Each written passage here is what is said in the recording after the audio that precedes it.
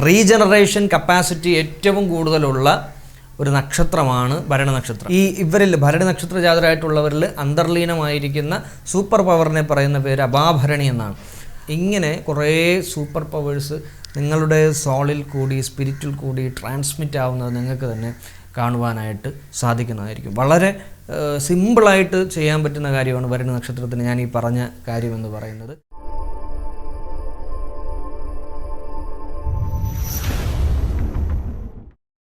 നമസ്കാരം, എല്ലാ മാന്യ പ്രേക്ഷകർക്കും അസ്ട്രോളജിക്കൽ ലൈഫിൻ്റെ പുതിയ ഒരു അധ്യായത്തിലേക്ക് ഹാർദമായ സ്വാഗതം. ഞാൻ അമൽ സനാതനം. നമ്മൾ കഴിഞ്ഞ അധ്യായത്തിൽ ഒരു പുതിയ സീരീസിന് തുടക്കം കുറിച്ചിട്ടുണ്ടായിരുന്നു. നമ്മുടെ ഓരോ നക്ഷത്ര ജാതരായിട്ടുള്ളവരുടെയും അവരുടെ സ്പിരിച്വൽ ട്രാൻസ്മിഷനുമായി ബന്ധപ്പെട്ട് വരുന്ന അവരുടെ ഒരു സൂപ്പർ പവറിനെ കുറിച്ചിട്ടാണ് നമ്മൾ പറഞ്ഞുകൊണ്ടിരുന്നത്. ഏറ്റവും പ്രധാനപ്പെട്ട ഒരു കാര്യമാണ് ഈ സ്പിരിറ്റ് ട്രാൻസ്മിഷനുമായി ബന്ധപ്പെട്ട് വരുന്ന സൂപ്പർ പവറുകൾ എന്ന് പറയുന്നത്. ഞാൻ കഴിഞ്ഞ അധ്യായത്തിൽ പ്രത്യേകം പറഞ്ഞതാണ്, ഒരിക്കലും ഈ നമ്മളൊരു ആസ്ട്രൽ പ്രൊജക്ഷൻ തലത്തിലോ അതുമല്ല എന്നുണ്ടെങ്കിൽ ഈ പരകായ പ്രവേശവുമായിട്ട് ബന്ധപ്പെട്ട് നിൽക്കുന്ന കാര്യങ്ങളുമായി ബന്ധമുള്ളതല്ല യഥാർത്ഥത്തിൽ സ്പിരിച്വൽ ട്രാൻസ്മിഷൻ എന്ന് പറയുന്നത്. നമ്മളിൽ തന്നെ ഉള്ള നമ്മളറിയാതെ കിടക്കുന്ന നമ്മുടെ സൂപ്പർ പവറുകളെ, അതായത് ഈ ഒരു കോസ്മിക് ആയിട്ടുള്ളൊരു യൂണിവേഴ്സ് നമുക്ക് നൽകിയിരിക്കുന്ന ചില ഇന്നർ പവേഴ്സിനെ മനസ്സിലാക്കുക എന്നുള്ളതാണ് ഏറ്റവും പ്രധാനമായിട്ടും ST അഥവാ സ്പിരിച്വൽ ട്രാൻസ്മിഷൻ എന്നുള്ള കാര്യത്തിൽ വരുന്നത്. ഇപ്പോൾ കഴിഞ്ഞ അധ്യായത്തിൽ നമ്മൾ അശ്വതി നക്ഷത്ര ജാതരായിട്ടുള്ളവരുടെ ഒരു സൂപ്പർ പവർ എന്താണ്, അതെങ്ങനെ ഡെവലപ്പ് ചെയ്തെടുക്കണം എന്നുള്ള കാര്യങ്ങളാണ് ഞാൻ പറഞ്ഞിട്ടുണ്ടായിരുന്നത്.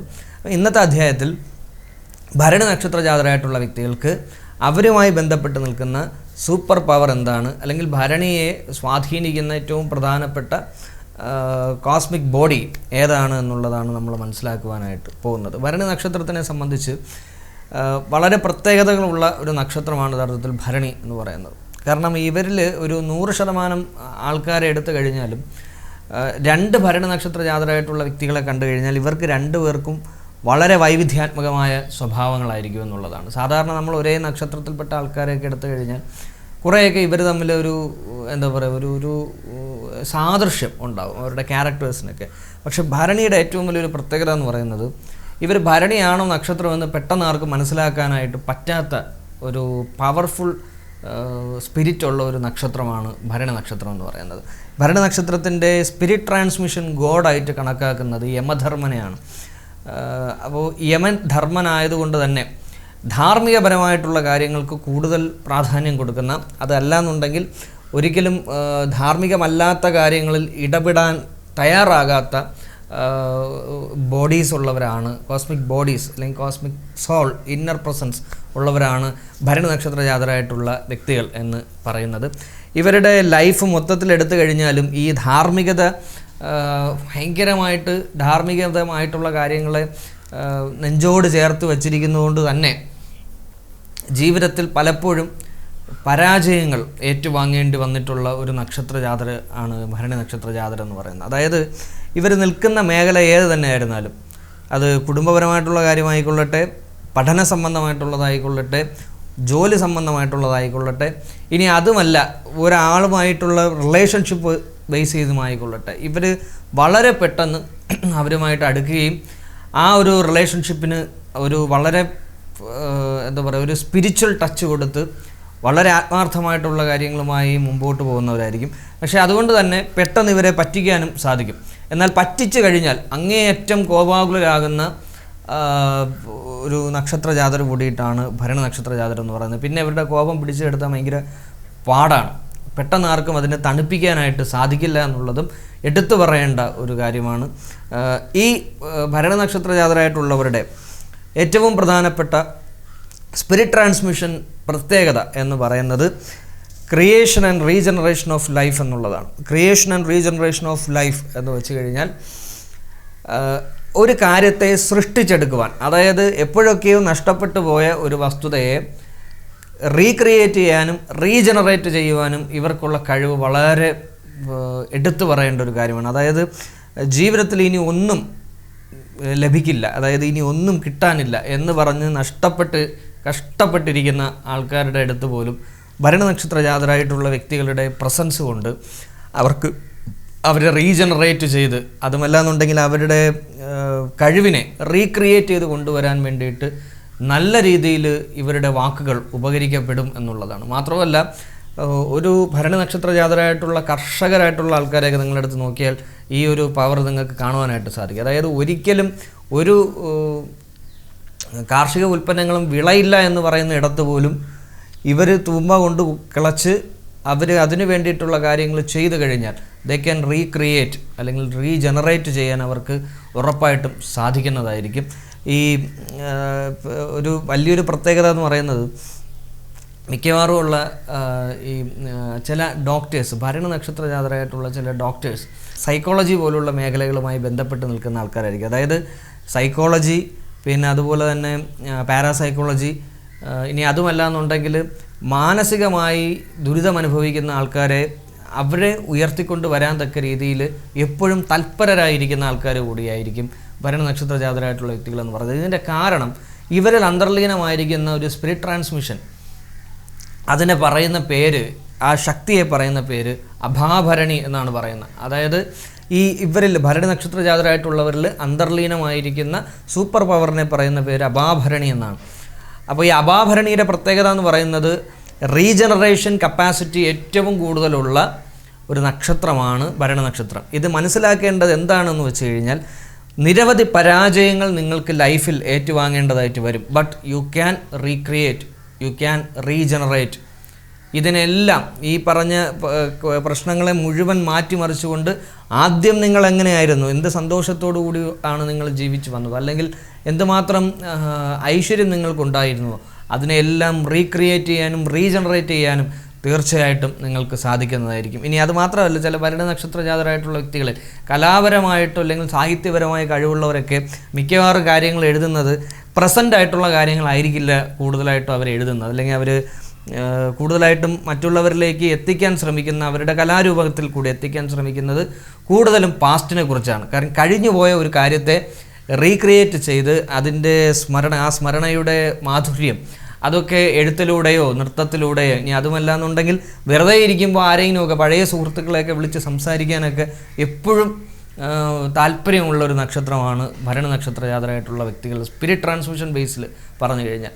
അപ്പോൾ ഈ റീജനറേഷൻ എന്നുള്ള വാക്കിന് ഞാൻ പ്രത്യേകം ഒരു അണ്ടർലൈൻ കൊടുക്കും. റീജനറേറ്റ് ചെയ്യുക എന്ന് വെച്ച് കഴിഞ്ഞാൽ ഏത് തരത്തിലുള്ള നെഗറ്റീവ്സ് നിങ്ങളെ ബാധിച്ചാലും, അതാണ് ഈ പറഞ്ഞ സ്പിരിറ്റ് ട്രാൻസ്മിഷനും ഇനി അങ്ങോട്ട് പറയാൻ പോകുന്നത് സോൾസുമായിട്ടുള്ള കണക്ഷനാണ്. അതായത് നഷ്ടമായി കിടക്കുന്ന അല്ലെങ്കിൽ ഒരിക്കലും സമാധാനം കിട്ടില്ല എന്ന് മറ്റുള്ളവരൊക്കെ ഉറപ്പിച്ച് പറയുന്ന ആൻസിസ്റ്റേഴ്സ് മീൻസ് നിങ്ങളുടെ പൂർവ്വപിതാമഹന്മാർ അല്ലെങ്കിൽ പൂർവികർ, അവരുടെയൊക്കെ പ്രസൻസ് വളരെ പെട്ടെന്ന് റീജനറേറ്റ് ചെയ്തെടുക്കാനും അവർക്ക് മോക്ഷം കൊടുക്കാനും ഒക്കെ സാധിക്കുന്ന, നിങ്ങളുടെ പ്രാർത്ഥനയിൽ കൂടി അവർക്ക് മോക്ഷം കൊടുക്കാൻ സാധിക്കുമെന്നുള്ളതാണ്. അത് ആൻസിസ്റ്റേഴ്സിന് മാത്രമല്ല, ഏതൊരു വ്യക്തിയുടെ ആത്മാവിനും മോക്ഷം കൊടുക്കാൻ സാധിക്കുന്നത്ര രീതിയിലുള്ള അപാഭരണ ശക്തിയുള്ള നക്ഷത്രമാണ്, ദ സൂപ്പർ പവർ, അപാഭരണം ഉള്ള നക്ഷത്രമാണ് യഥാർത്ഥത്തിൽ ഭരണി നക്ഷത്രം എന്ന് പറയുന്നത്.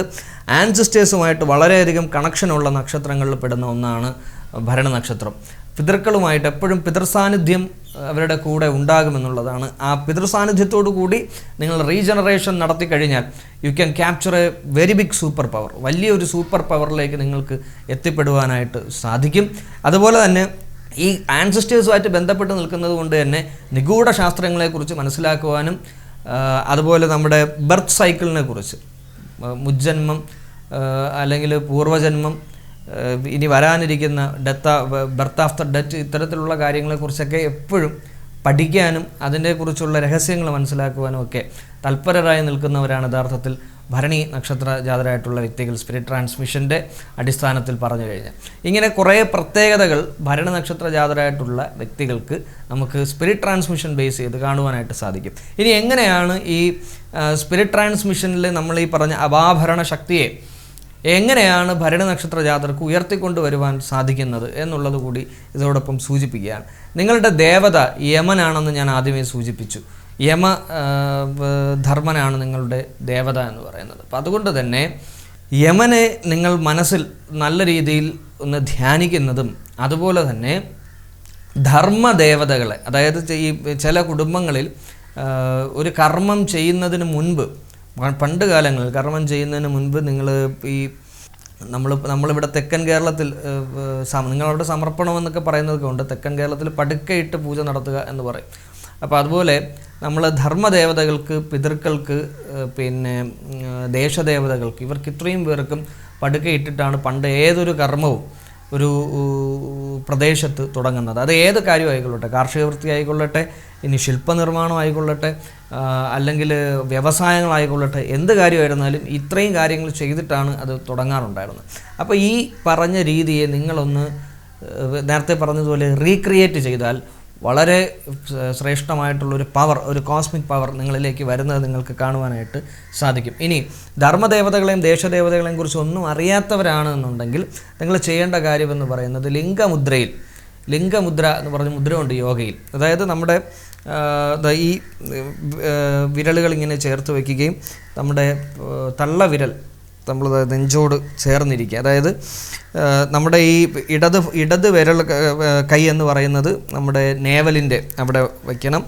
അതിനുശേഷം ഈ തള്ളവിരൽ ഇങ്ങനെ നിവർത്തി വയ്ക്കുക. ഈ തള്ളവിരലിൻ്റെ ഭാഗം നമ്മുടെ നെഞ്ചിൻ്റെ നടുമധ്യത്തിൽ അവിടെ തന്നെ ഇരിക്കുകയും വേണം. ഇങ്ങനെ ഇരുന്നു കൊണ്ട് വളരെ സ്ട്രെയിറ്റ് ആയിട്ട് ബോഡി വെച്ചിരുന്നതിന് ശേഷം നിങ്ങൾക്ക് രാത്രി സമയത്തോ അല്ലെങ്കിൽ അതിരാവിലെയോ, ഏറ്റവും നല്ലത് അതിരാവിലെയാണ്, പഞ്ചാക്ഷരി മന്ത്രം ജപിക്കുന്നതോ, ഇനി അതുമല്ല എന്നുണ്ടെങ്കിൽ പഞ്ചാക്ഷരി മന്ത്രം നിങ്ങൾക്ക് ജപിക്കാനായിട്ട് ആ സമയത്ത് ചിലപ്പോൾ നിങ്ങൾക്ക് പറ്റിയില്ല, 108 തവണ പഞ്ചാക്ഷരി മന്ത്രം ജപിക്കാനായിട്ട് നിങ്ങൾക്ക് പറ്റിയില്ല എന്നുണ്ടെങ്കിൽ ജസ്റ്റ് ഈ മുദ്ര മാത്രം വെച്ച് നിങ്ങൾക്കൊരു 5 മിനിറ്റ് മെഡിറ്റേറ്റ് ചെയ്യാം. ഇത് ഫോളോ അപ്പ് ചെയ്യുന്ന ഭരണി നക്ഷത്ര ജാതകർക്ക് ഒരു 21 ഡേയ്സ് കഴിയുമ്പോൾ നിങ്ങളുടെ ന്യൂറോൺസിൽ വലിയൊരു മാറ്റം വരും. നിങ്ങളുടെ ഓർമ്മശക്തി കുറഞ്ഞിരിക്കുന്നവരാണെങ്കിൽ ഇറ്റ് വിൽ ബി റീക്രിയേറ്റഡ്. നിങ്ങൾക്ക് ആരോഗ്യപരമായിട്ട് ബുദ്ധിമുട്ടുണ്ടെങ്കിൽ ഇറ്റ് വിൽ ബി റീജനറേറ്റഡ്. ഇങ്ങനെ കുറേ സൂപ്പർ പവേഴ്സ് നിങ്ങളുടെ സോളിൽ കൂടി സ്പിരിറ്റിൽ കൂടി ട്രാൻസ്മിറ്റ് ആവുന്നത് നിങ്ങൾക്ക് തന്നെ കാണുവാനായിട്ട് സാധിക്കുന്നതായിരിക്കും. വളരെ സിമ്പിളായിട്ട് ചെയ്യാൻ പറ്റുന്ന കാര്യമാണ് ഭരണി നക്ഷത്രത്തിന് ഞാൻ ഈ പറഞ്ഞ കാര്യമെന്ന് പറയുന്നത്.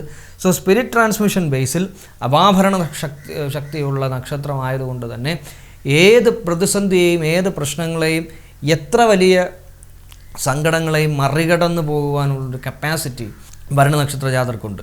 ഇനി അതോടൊപ്പം ഒരു കാര്യവും കൂടി സൂചിപ്പിച്ച് നമുക്കിത് നിർത്താം. റീക്രിയേറ്റ് ചെയ്യാനും റീജനറേറ്റ് ചെയ്യാനും ശക്തിയുള്ള നക്ഷത്രമാണ് ഭരണി നക്ഷത്രം കോസ്മിക് തലത്തിൽ ചിന്തിച്ചു കഴിഞ്ഞാൽ.